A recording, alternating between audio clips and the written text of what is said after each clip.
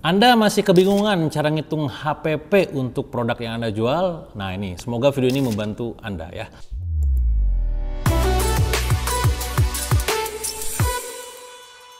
Oke teman-teman semua, banyak di antara kawan-kawan yang sekarang UMKM masih kebingungan dalam menentukan harga jual. Dan harga jual tersebut bingungnya disebabkan karena HPP yang juga tidak jelas, alias harga pokok produksinya.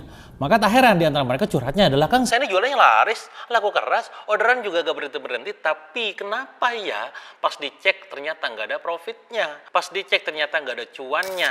Nah bisa jadi salah satunya karena Anda ngitung HPP-nya salah. Dan imbasnya apa? Anda bikin harga jual juga salah. Entah itu kekecilan atau kecil banget. Nah ini yang jadi masalah. Nah maka apa yang perlu dilakukan? Anda harus hitung dan juga paham tentang HPP itu apa dan kenapa ada HPP. Nah ini dulu. Jadi fundamental bisnis itu berawal dari namanya keuangan, kawan-kawan. Ada yang namanya omset. Ditarik kurangi omset, dikurangi namanya HPP ataupun harga pokok penjualan ataupun produksi. Nama lain dari HPP adalah COGS. Saya pelan-pelan di sini jelasinnya. COGS, Cost of Goods Sold. Berapa kulakan Anda? Berapa Anda beli produk dari orang lain?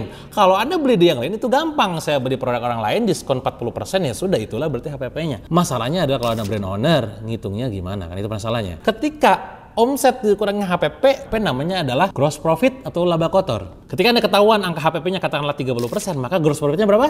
Betul, 70%. Kalau misalkan HPP-nya 40%, gross profit berapa?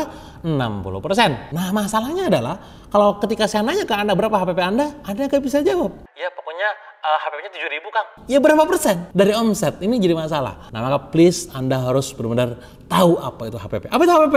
Biaya langsung untuk produksi barang. Seperti bahan baku, tenaga kerja ya, yang terlibat dalam barang tersebut, atau biaya produksi lainnya. Fungsinya apa?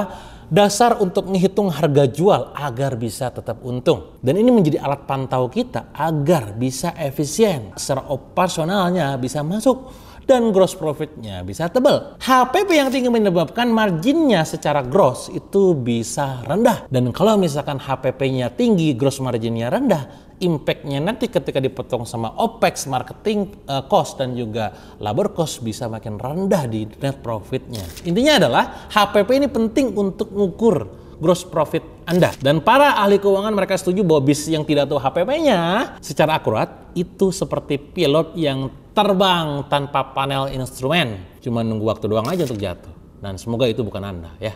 Itu poin nomor 1. Jadi Anda harus tahu itu HPP dan kenapa harus ada HPP. Sekarang, bagaimana contoh konkretnya menghitung HPP ini? Misalkan, ada sebuah bisnis. Bisnisnya adalah jualan produk paket cookies lebaran. Isi 3 toples cookies. Nah, pertama harus dihitung nih.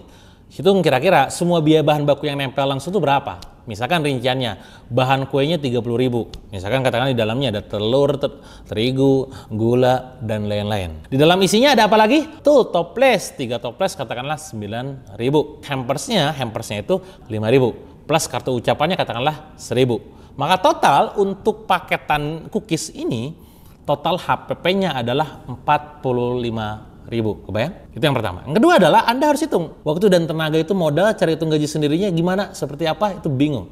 Nah sebenarnya kalau bicara masalah gaji itu bisa disimpan di bagian operasional pun labor cost. Tapi khusus untuk mereka yang terlibat dalam elemen produksi itu bisa disimpan.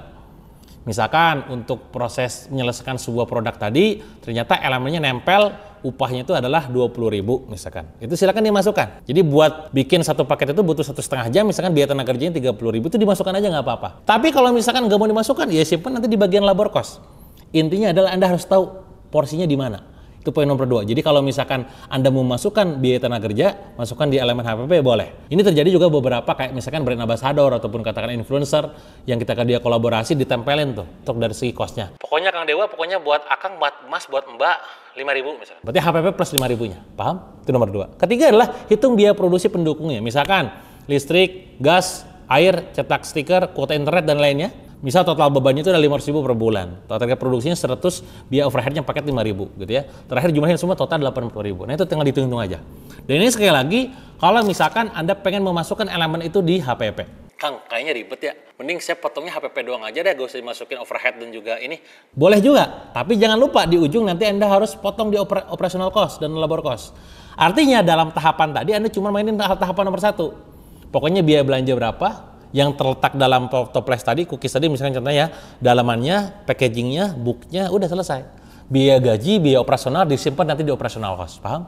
Nah, ini stylenya macam-macam, tergantung Anda mau mainin yang mana, gitu ya. Nah, apa imbasnya teman-teman HPP ini, gitu ya? Harga jual Anda harus selalu di atas HPP-nya. Kalau HPP-nya ternyata itu sama dengan harga jualnya, itu artinya Anda gak untung, gak rugi, ya. Dan bahkan bisa jadi rugi.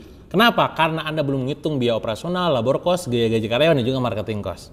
Nah, maka wajib Anda harga jual lebih besar daripada HPP-nya. Bagaimana cara menekan HPP, Kang? Satu, negosiasi dengan supplier. Misalkan kalau Anda produksi 100 biji berapa, 1000 biji berapa, 100.000 biji berapa. Nanti kelihatan tuh elemen rasio efisiensinya. Oh, ternyata kalau misalkan produksi segini lumayan nih, yaudah Anda ambil titik tengah aja. Misalkan saya produksi 1000 deh misalkan. Kedua adalah Anda bikin efisiensi produksi.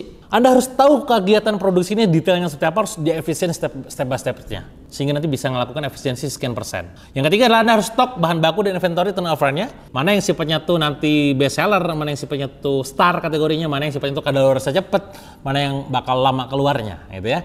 Dan tugasnya Anda adalah Anda fokus pada yang cepat keluarnya. Terakhir adalah pastikan evaluasi rutin.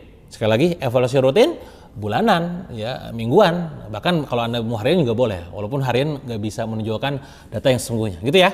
Jadi poinnya adalah Anda kudu bisa paham HPP-nya akurat berapa, supaya harga jualnya ketahuan mesti berapa. Ingat, kalau Anda ancur dalam ngurusin HPP, ancur dalam ngurusin harga jual, wajar kalau Anda ancur juga dalam dapetin profitnya.